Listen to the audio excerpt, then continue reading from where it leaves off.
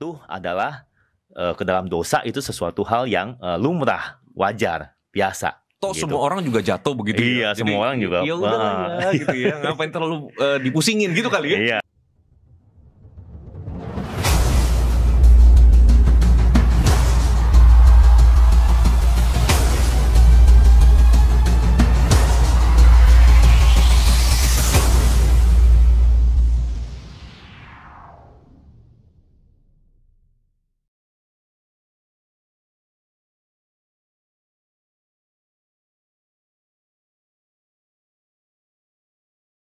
Shalom Pak Oki.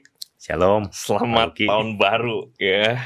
Senang sekali nih boleh ketemu lagi setelah berapa tahun kita nggak ketemu ya?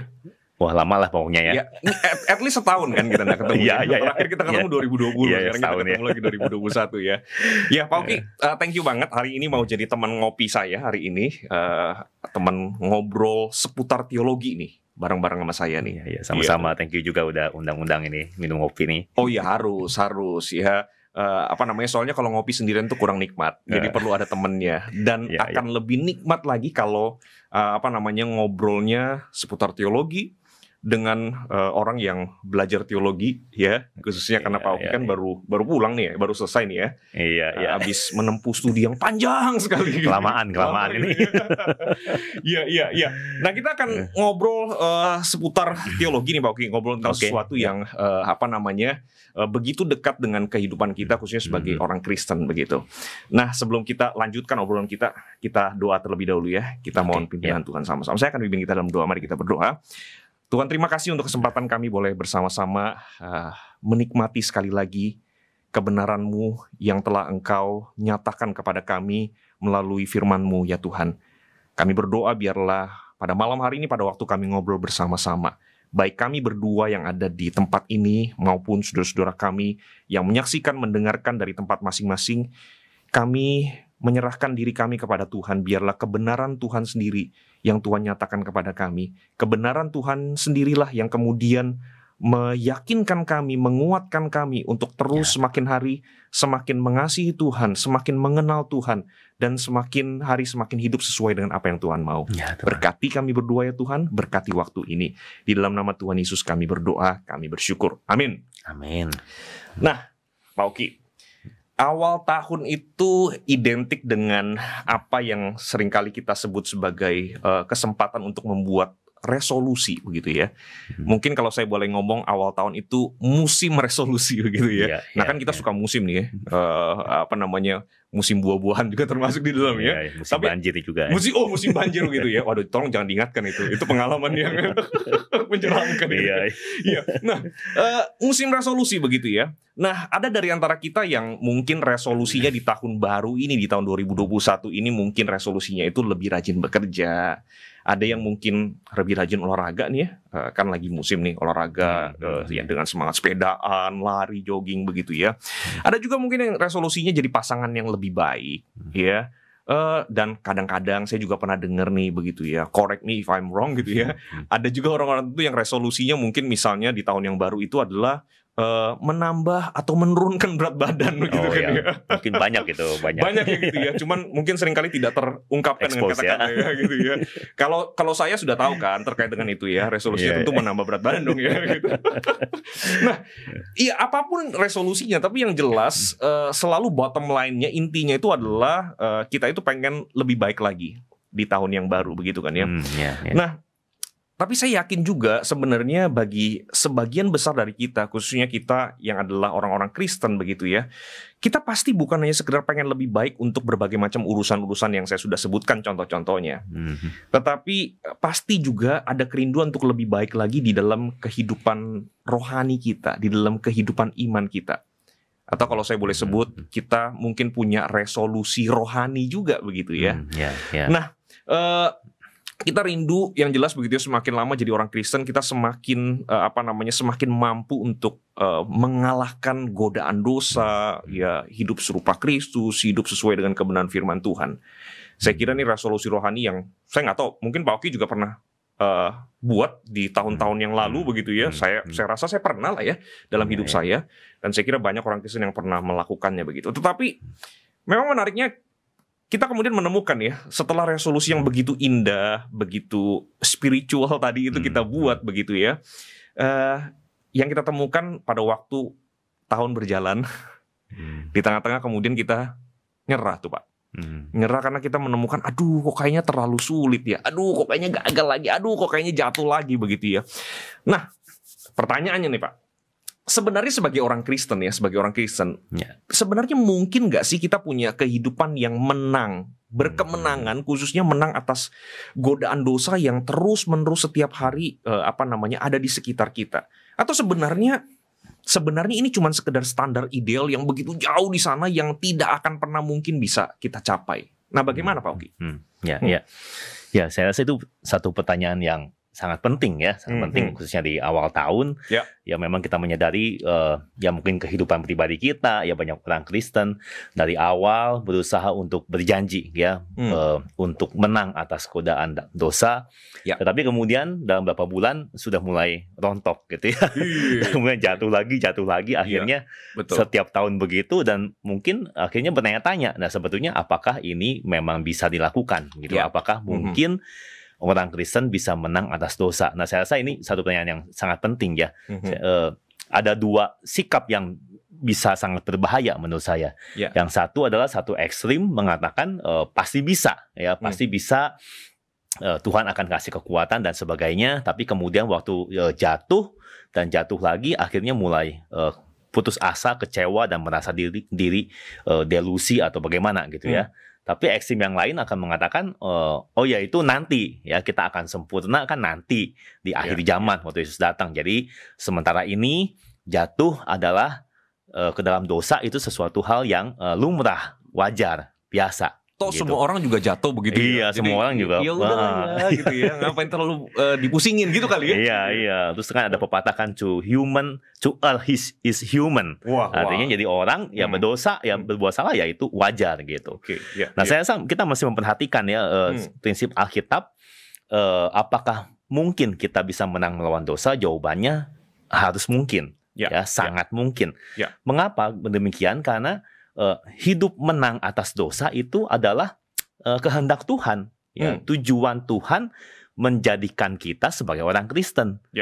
Jadi kenapa Tuhan memberikan anugerah keselamatan? Tujuannya adalah kita dilepaskan dan dibebaskan dari dosa. Gitu. Jadi harusnya mungkin untuk kita bisa menang atas godaan dosa, begitu.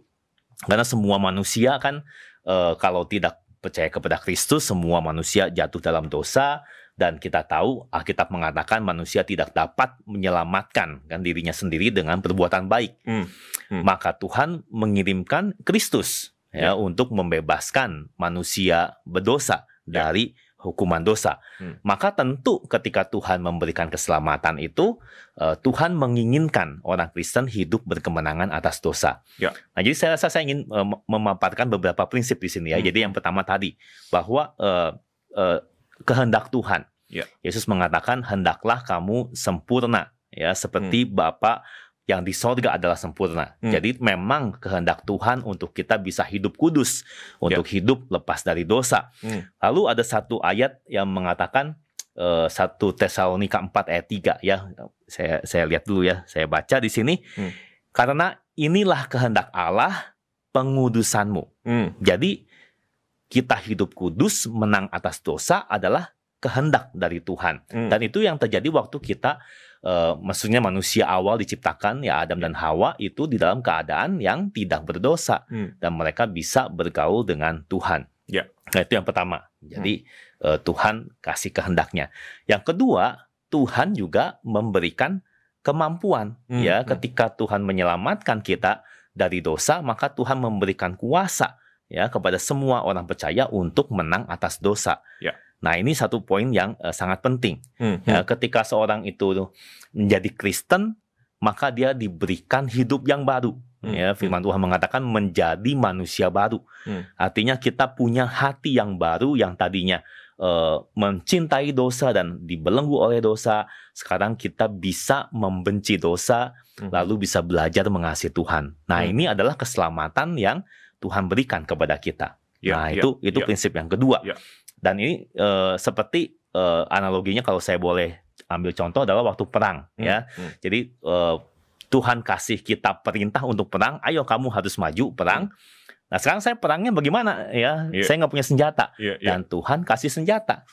Ya, karena keselamatan Kristus yang bebaskan kita, Tuhan kasih kuasa itu. Nah sekarang Tuhan kasih kehendaknya, perintahnya, Tuhan kasih kuasanya, senjatanya, maka seharusnya mungkin ya bagi semua orang percaya untuk bisa menang atas dosa. Dan kemudian yang prinsip yang ketiga yang saya rasa penting juga adalah bahwa Yesus Kristus bukan cuma memberikan kita kuasa, tapi dia sendiri juga yang penting ini, dia menjadi teladan ya bagi kita bagaimana bisa menang atas dosa. Dan kemudian Yesus memberikan teladan, dan kita dipanggil untuk menjadi serupa dengan Kristus. Jadi sebetulnya bagaimana sih hidup kudus menang atas dosa? Ya kita bisa melihat seperti apa Kristus hidup, dan kita dipanggil untuk meniru, ya, untuk serupa dengan Dia. Nah, maka di sini Paulus di dalam kitab 2 Korintus dan juga kitab Roma, ya, kitab Roma 8 ayat 29. Nah, ini saya akan bacakan buat kita.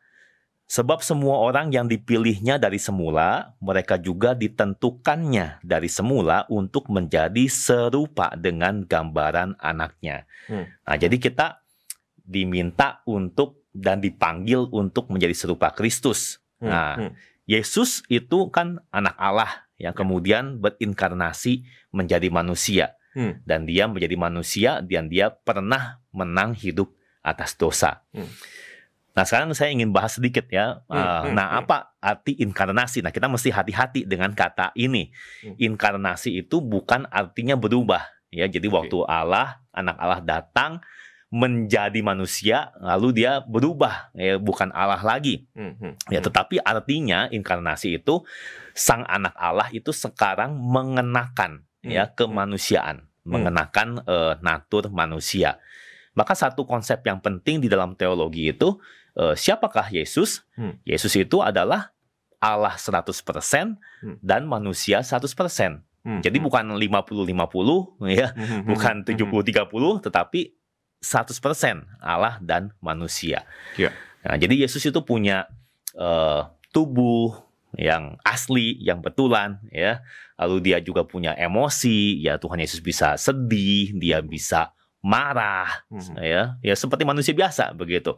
Dia bisa senang, ya. Dan juga, nah, Yesus bisa dicobai karena dia adalah manusia, begitu. Nah, memang Alkitab mengatakan Yesus itu sama, ya, seperti kita, sama-sama manusia. Hanya dia ada satu perbedaan. Satu-satunya beda antara Yesus dengan kita sebagai manusia adalah Yesus tidak berdosa. Nah, itu yang Alkitab catat. Sampai kemudian Yesus pernah memberikan sebuah tantangan, ya, yang ini tantangan sepanjang zaman katanya gitu ya, yang orang tidak pernah bisa buktikan, ya. Itu dicatat di dalam Yohanes 8 ayat 43. Nah, Yesus pernah berkata, siapakah di antaramu yang membuktikan bahwa aku berbuat dosa? Nah, ini sampai sekarang tidak ada yang bisa membuktikan bahwa Yesus berdosa. Nah, jadi Yesus disalibkan, mati, dan dibangkitkan kembali. Nah, ini satu prinsip Injil yang sangat penting.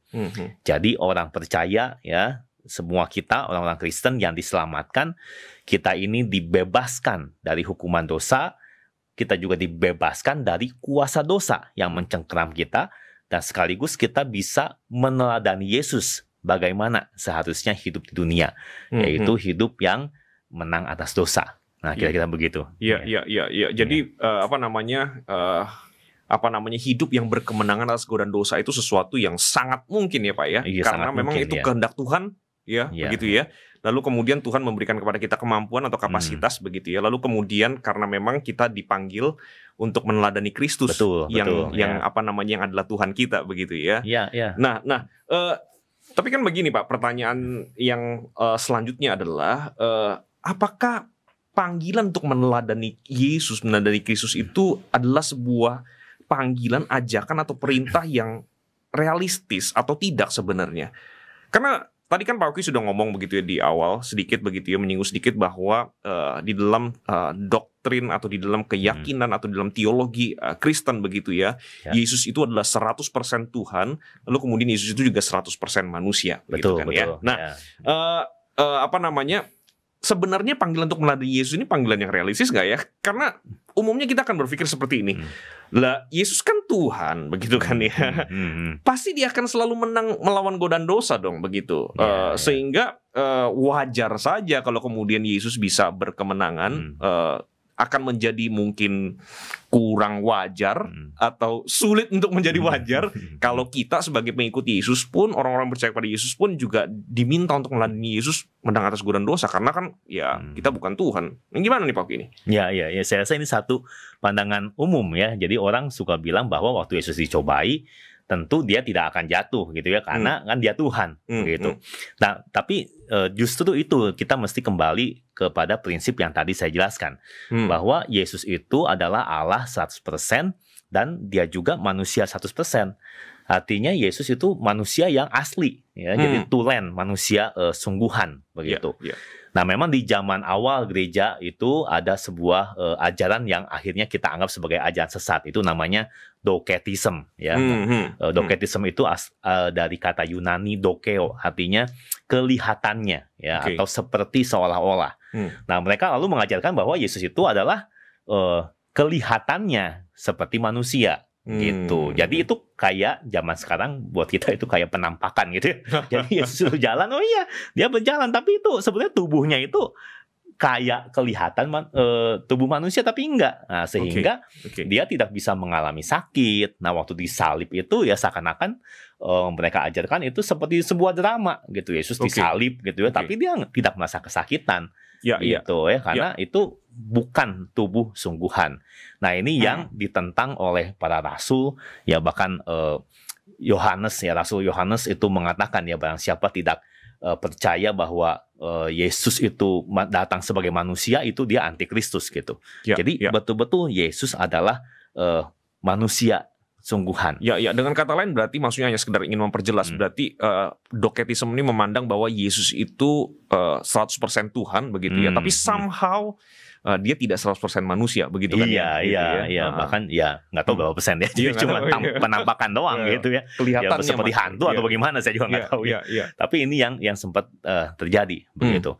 Nah, itu lalu yang prinsip berikut adalah kita mesti ingat Yakobus 1 ya, ayat 13 khususnya mengatakan bahwa Allah itu tidak dapat dicobai oleh yang jahat. Nah, ini prinsip yang penting. Nah, jadi kalau demikian waktu Yesus dicobai khususnya di padang gurun ya oleh iblis, yang dicobai tidak mungkin kealahannya. Gitu. Yang dicobai adalah kemanusiaannya. Nah, inilah yang menjadi kesalahan ya umum ya, meskipun mungkin kurang formulasi gitu ya, kata-kata ya. Kebanyakan orang Kristen begitu dengar kisah pencobaan Tuhan Yesus di padang gurun, langsung yang dicobai adalah keilahiannya, kan Yesus Tuhan, pasti dia menang lah ya. Pasti dia menang dong, nggak mungkin kalah. Jadi kita nggak bisa meniru. Nah, itu kesalahan besar karena Alkitab mengatakan yang dicobai itu bukan keilahiannya. Nah, kalau pencobaannya itu keilahiannya ya, dan Yesus pasti menang, ya itu pencobaan nggak ada artinya dong. Gitu ya, berarti seakan-akan iblis itu sangat bodoh gitu ya. Ya dia nggak ngerti firman Tuhan atau gimana ya. Lalu Yesus itu ya pasti menang. Itu pencobaan sama sekali tidak ada dampaknya dan tidak ada artinya. Gitu, seakan-akan mau mengatakan bahwa Yesus tidak mungkin tergoda ya, tidak pernah tergoda dan akan mengalahkan semua pencobaan dengan gampang sekali. Nah, itu tidak seperti demikian. Nah, maka satu hal yang saya anggap sangat mesti kita back to basic kembali kepada dasar ya. Kita mesti sadar bahwa sesuatu itu bisa menjadi pencobaan hanya ketika sesuatu itu menarik.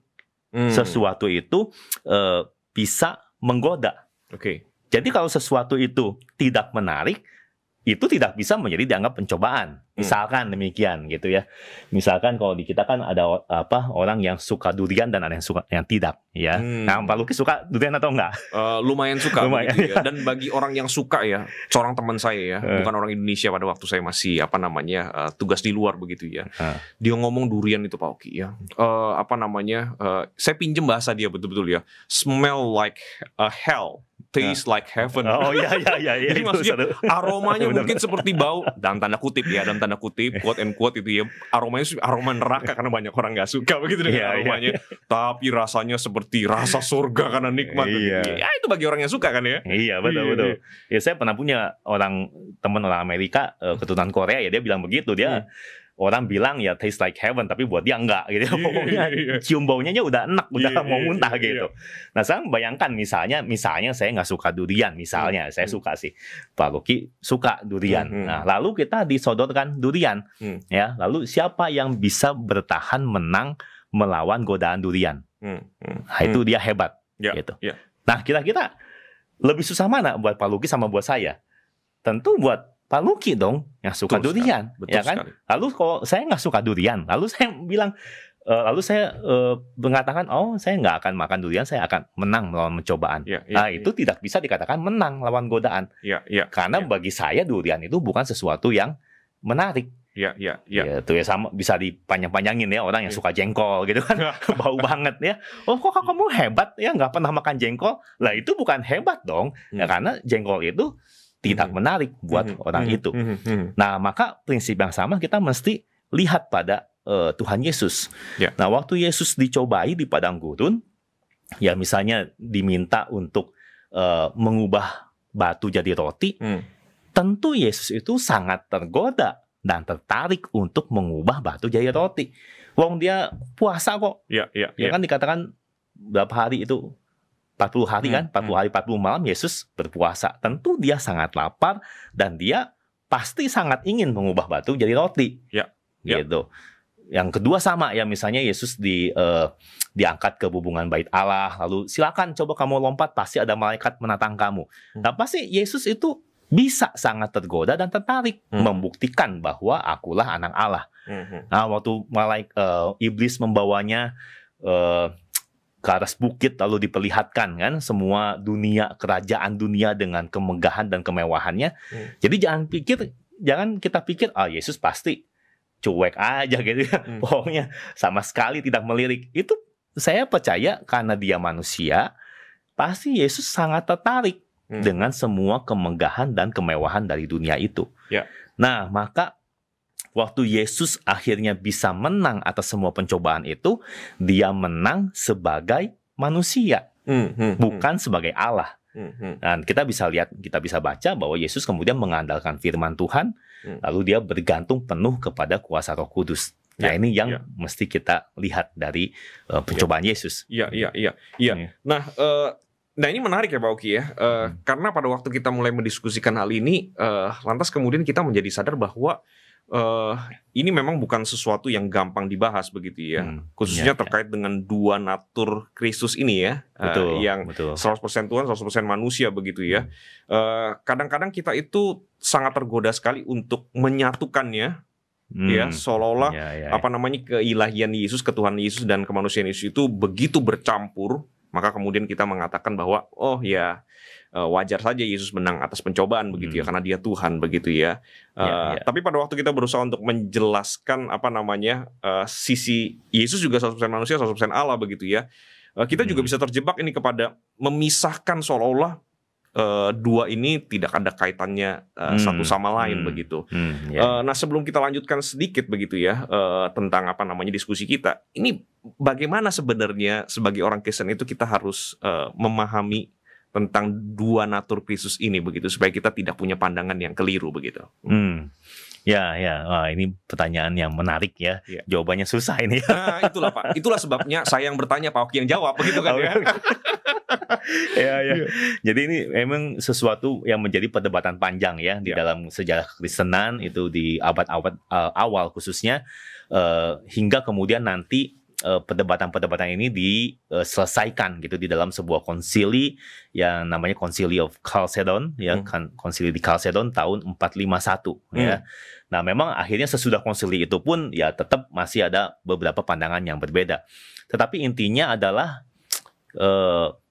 ternyata memang siapa Yesus itu sesuatu hal yang tidak bisa dipahami oleh akal manusia yang terbatas. Gitu. Jadi seperti yang saya bilang tadi, itu kita nggak ngerti bagaimana dia Allah 100%, tetapi di sisi lain dia adalah manusia 100%. Gitu. Makanya orang pasti akan pikir itu sesuatu hal yang berkontradiksi. Karena misalnya Tuhan Allah kan tidak terbatas, manusia terbatas. Ya.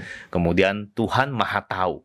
Gitu. Tapi Yesus tidak Maha Tahu. Ya. Nanti Alkitab mencatat Lukas 2 ayat 52 gitu, bahwa Yesus itu semakin bertambah besar, juga bertambah dalam hikmatnya, bertambah dalam pengetahuannya. Jadi ternyata pengetahuannya bukan tidak terbatas, ya, itu ada pertumbuhan. Nah, ini sesuatu hal yang susah untuk kita pahami, dan memang akhirnya yaitu doktrin Kristen atau para teolog mengatakan itu sebuah misteri. Begitu, sebuah misteri yang artinya bahwa dua natur kita sebut ya, keilahian dan kemanusiaan hadir dua-duanya di dalam satu pribadi Kristus. Itu sebuah misteri yang melampaui akal kita. Nah, itu yang mesti kita akhirnya terima dengan iman. Ya, bukannya tidak masuk akal karena tidak rasional, tapi itu melampaui pemahaman kita. Jadi tetap kita hanya bisa percaya, terima dengan iman. Yesus Allah sepenuhnya, tapi Yesus juga manusia sepenuhnya. Tapi akhirnya dengan penjelasan seperti ini sebenarnya akan menolong kita untuk menjelaskan banyak hal ya Pak Oki ya. Maksudnya begini, pada waktu kita tergoda hanya melihat sisi keilahian Yesus saja begitu ya, lalu kemudian ya muncul misalnya pandangan-pandangan yang keliru bahwa ya misalnya tadi itu yang kita ngomongin, Yesus ya menang dicobain karena dia Tuhan begitu. Kita sebenarnya sudah mulai lupa nih kan ya, bahwa dia juga 100% manusia begitu ya. Jadi apa namanya, penjelasan ini sebenarnya menolong kita untuk terus mengingat bahwa yaitu tadi Yesus 100% Allah, Yesus 100% manusia. Jangan pernah kemudian hanya melihat dari satu sisi dan kemudian melupakan sisi yang satunya lagi begitu ya. Iya, saya rasa memang jadi tantangannya adalah bagaimana kita menjaga keseimbangan ini gitu ya. Jadi saya rasa ya pada umumnya semua orang Kristen ya harusnya sih tahu ya bahwa Yesus Allah dan manusia, tetapi lalu di dalam banyak aspek itu nggak selalu bisa menjaga keseimbangan ini. Seperti itu masalah pencobaan, lalu kita banyak orang Kristen berat sebelah ke masalah keilahian gitu. Jadi ini sesuatu yang penting kita terus mengingatkan diri kita sendiri gitu. Dan menarik juga buat saya di sini begitu ya, karena seringkali kita merasa bahwa wah kalau ada sesuatu yang misteri begitu ya, wah kalau begitu misteri equal to apa namanya irasional misalnya gitu ya. Seringkali kita mungkin berpikir seperti itu ya. Pokoknya kalau ini misterius tidak bisa dijelaskan berarti ini tidak masuk akal. Nah, saya kira dari penjelasan Pak Oki tadi begitu, ini penting sekali untuk digarisbawahi bahwa para teolog begitu ya, dan kita juga sebagai orang Kristen memahami ini bukan tidak masuk akal, tapi melampaui akal kita yang terbatas ini Pak ya. Iya, betul. Itu satu prinsip yang sangat penting gitu. Dan justru kalau ada misteri, kalau ada sesuatu yang kita tidak bisa jelaskan dengan akal kita. Nah, ini menarik justru kan. Itu artinya bahwa Yesus ini bukan hanya sekedar 100% manusia. Nah, balik lagi gitu kan ya. Bahwa dia itu juga adalah 100% Allah juga begitu ya. Dan saya kira itu yang membuat kita apa namanya kemudian percaya bahwa Yesus itu adalah Tuhan, menyembah dia dan mengatakan bahwa dia itu adalah Tuhan begitu ya. Betul. Jadi saya kalau boleh tambahkan ya itu prinsip yang sangat penting. Begitu kita bisa memahami segala sesuatu ya, bahkan kita bisa memahami Allah, itu berarti Allah di bawah kita ya, karena semua hal yang bisa kita pahami ada di bawah kita. Justru waktu ada sesuatu hal yang tidak bisa kita pahami tapi kita tahu itu benar adanya, ya kita percaya saja itu ada di atas kita, dan justru di situ perlu iman. Ya kalau kita semua mengerti segala sesuatu, ya kita nggak perlu iman. Gitu. Iya benar-benar. Dan kita berarti melampaui objek yang sedang kita teliti itu kan Pak ya. Artinya karena kita lebih menguasai begitu kan ya. Betul. Iya. Nah, oke, balik lagi ke apa namanya diskusi kita begitu ya. Apa namanya kaitan antara kemanusiaan Yesus begitu ya dengan pergumulan kita menang atas godaan dosa begitu. Oke Pak Oki, kita tadi apa namanya sudah mendengar bahwa hidup menang atas godaan dosa itu sesuatu yang sangat mungkin karena memang itu kehendak Tuhan ya. Kan kita belajar di Alkitab kalau the will of God, kehendak Tuhan itu pasti terjadi begitu kan ya, karena dia yang berkehendak. Kehendak kita sih bisa gagal ya, sering gagal gitu. Tapi kehendak Tuhan tidak mungkin gagal begitu kan ya. Lalu kemudian kita juga tadi sudah dengar bahwa hidup berkemenangan atas godaan itu sesuatu yang sangat mungkin karena kita diberikan kapasitas kemampuan begitu ya untuk kemudian menang atas dosa. Dan yang ketiga apa namanya, karena Yesus itu yang menjadi teladan kita dan kita dipanggil untuk hidup serupa dengan Yesus begitu ya. Nah, oke lah, kita memahami itu, kita bisa menerima itu begitu ya, bahwa kalau Yesus sebagai Tuhan 100% dan manusia 100%, dia bisa kemudian menang atas pencobaan, itu artinya kan kita juga bisa seharusnya begitu ya.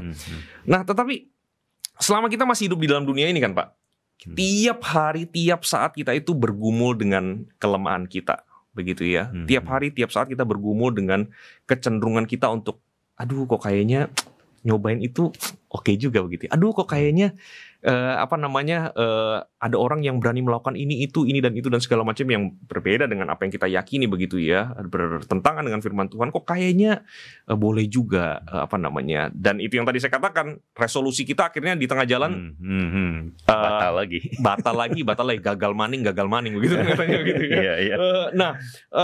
Nah, sebenarnya ketika kita memahami hal ini, memahami semua hal yang tadi kita sudah diskusikan berdasarkan kebenaran firman Tuhan, Pak Oki, apa yang harus kita lakukan? Ya, apa yang harus kita lakukan? Khususnya ketika kita gagal dan sudah ingin menyerah kalah terhadap godaan dosa begitu ya. Nah, apa yang harus kita lakukan begitu? Ketika kita tahu semua kebenaran yang tadi kita sudah diskusikan sama-sama, apa yang harus kita lakukan? Apa yang bisa menolong kita untuk kemudian melanjutkan perjalanan hidup kita? Kalau boleh pinjam istilah tadi, melanjutkan resolusi untuk hidup dengan lebih baik lagi sebagai orang Kristen. Ya. Wah, ini pertanyaannya penting banget ya, karena langsung ya how to-nya gitu. Betul sekali. Dan itulah sebabnya saya bagian nanya, Pak Oki bagian jawab gitu kan. Iya. Oke, saya akan berikan take away lah buat kita lah ya. Tapi sebelumnya saya ngopi dulu deh ya. Dari tadi belum ya? Belum. Makanya jangan terlalu serius mendengarkan pertanyaan saya begitu ya. Kalau dengerin pertanyaan saya jangan terlalu serius Pak Oki. Tapi kalau jawab pertanyaan saya, nah itu harus serius. Itu yang susah. Iya. Ya, jadi saya rasa kita mesti belajar dari bagaimana Tuhan Yesus ya bisa menang atas pencobaan ketika dia dicobai sebagai manusia. Jadi saya sebutkan adalah dia bergantung kepada kuasa Roh Kudus. Nah, ini saya rasa kuncinya. Nah, bagaimana bisa sampai bergantung kepada kuasa Roh Kudus itu? Yang pertama, saya percaya bahwa langkah awal adalah kita menyadari kelemahan kita. Ya, kelemahan kita, bahwa kita itu mudah jatuh ke dalam dosa gitu. Jadi ini yang pertama gitu. Jadi memang Tuhan menjanjikan ya, nanti waktu Yesus datang kedua kali di dalam kemuliaannya, maka kita semua dibebaskan ya dari tubuh yang fana dan diberikan tubuh kebangkitan gitu kan. Dan nanti kita tidak lagi gitu ya hidup di dalam dosa gitu. Tapi sementara ini dalam dunia ini kita masih bisa jatuh ke dalam dosa. Nah, ini satu hal yang mesti kita camkan gitu. Walaupun Tuhan berjanji kita bisa jatuh, tapi tidak akan tergeletak. Tapi masih ada kemungkinan ya kita itu bisa jatuh gitu. Jadi maksudnya bukan berarti kita itu lalu kemudian karena kita sudah belajar kebenaran, oh Yesus aja bisa menang atas pencobaan, kita juga bisa. Wah, lalu kemudian kita merasa berdaya begitu ya. Wah, gue pasti bisa nih, gue pasti menang, gue nggak perlu takut sama cobaan, godaan begitu ya. Iya, betul. Bahkan duduk dekat-dekat sama godaan pun juga gue berani begitu ya. Kalau pakai ilustrasi durian tadi, bawa semua durian yang paling enak, paling wangi ke sini. Nggak apa-apa, bawa ke depan saya pasti bisa menang begitu. Betul. Jadi bukan sikap seperti itu kan yang seharusnya. Bukan. Justru salah kalau sampai akhirnya kita membawa diri ke dalam pencobaan namanya gitu kan. Ya, kita udah tahu kita gampang tergoda oleh durian, kita sengaja datangin durian gitu ya. Nah, itu justru itu bahayanya ya. Kita mesti menyadari kelemahan diri kita itu seperti apa ya. Dan kemudian langkah berikutnya adalah waktu kita tahu lemahnya diri, kita mesti tahu bahwa kita tidak pernah bisa sanggup mengalahkan dosa dengan kekuatan kita sendiri. Nah, ini yang saya rasa sangat penting gitu. Karena begitu kita merasa sekarang kita udah kuat gitu ya, kita tahu caranya, kita tahu strateginya bagaimana bisa menang atas godaan dosa ini, justru di situ berbahaya karena kita sudah mulai mengandalkan diri sendiri. Nah, waktu kita sudah tahu bahwa kita lemah dan kita tidak bisa menang dengan kekuatan diri, baru saya rasa di situ kita mulai sadar kebutuhan akan kuasa Roh Kudus dan kita mulai bergantung kepada Tuhan. Ya, caranya bagaimana? Nah, tentu melalui doa. Nah, jadi doa itu memang sangat memegang kunci ya dari peperangan rohani. Itu doa itu bukan sekedar mau minta ini, minta apa gitu ya. Kebutuhan kita tentu itu juga boleh, tetapi juga doa adalah sebuah peperangan rohani di mana itu menunjukkan kita bergantung penuh kepada kuasa Roh Kudus untuk menang melawan dosa begitu. Jadi saya rasa itu kuncinya. Gitu. Tetapi di sisi lain juga pada waktu kita berdoa itu sebenarnya kan kita punya keyakinan begitu ya, bahwa apa yang Tuhan janjikan yaitu kehendaknya bahwa kita akan menang atas godaan dosa, bahwa kita diberikan kapasitas untuk kemudian melawan dosa, lalu kemudian bahwa kita dipanggil meneladani Kristus. Sebenarnya pada waktu kita berdoa juga ada keyakinan seperti itu kan Pak ya, bahwa maksudnya itu sesuatu yang real, sesuatu yang nyata, bukan cuma sekedar angan-angan tapi kenyataan begitu ya. Betul. Maka bagi setiap kita ya orang Kristen yang bergumul melawan dosa begitu, maka kepada siapa kita bisa minta tolong gitu ya. Apakah ada manusia ya yang bisa menang atas dosa? Nah, maka kita lihat Alkitab menyaksikan ternyata ada manusia seperti itu di muka bumi ini yang bisa melawan dosa, yaitu hanyalah Tuhan Yesus gitu. Nah, tidak ada seorang pun di dunia yang sepanjang zaman bisa membuktikan bahwa Yesus itu berdosa. Ya, dan Yesus itu disalibkan, mati dan dibangkitkan, tetapi kemudian dan bangkit menaklukkan maut. Maka bagi setiap orang yang membutuhkan ya pertolongan, kita bisa datang kepada Yesus gitu, menjadikan dia juru selamat yang bukan hanya nanti kita masuk surga, tapi saat ini ya kita bisa mencicipi ya menang atas dosa gitu, karena Yesus sendiri kasih kuasa, dia kasih perintah, dan dia juga menjadi teladan bagi kita.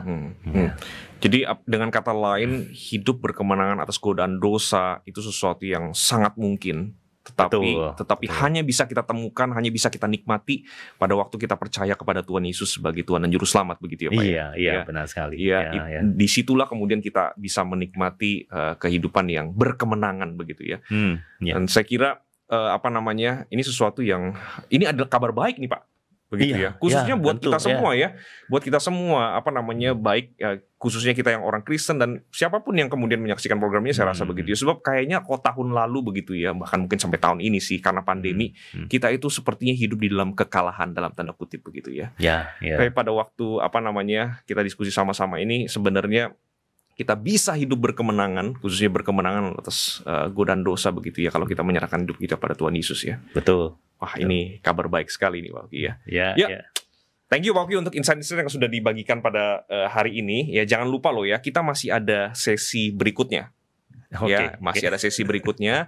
Kita ketemu lagi di Ngopi Bareng edisi selanjutnya. Kita akan lanjutkan sedikit lagi diskusi kita pada malam hari ini, dan mengakhiri Ngopi Bareng kita pada malam hari ini, bolehkah Pak Oki berdoa untuk kita semua ya. Doakan juga untuk saudara-saudara kita ya.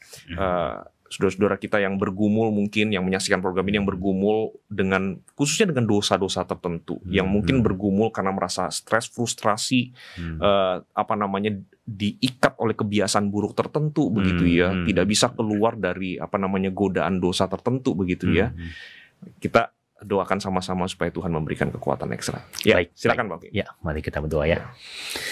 Tuhan, kami sungguh bersyukur Tuhan karena kami boleh mengenal Engkau, Allah yang datang ke dalam dunia, Yesus Kristus yang kemudian menyelamatkan bagi setiap kami dari dosa-dosa. Dan kami bersyukur Tuhan kalau Allah yang kami sembah bukan hanya menjanjikan sebuah kelepasan dari dosa di masa yang akan datang, tapi di dalam dunia ini pun Tuhan, di dalam segala pergumulan kami, Tuhan Engkau menjanjikan bahwa kami bisa menang melawan dosa, bukan dengan kekuatan kami, tetapi sungguh Tuhan hanya kekuatan daripada-Mu saja, melalui Roh Kudus yang boleh memberikan kuasa kepada semua kami.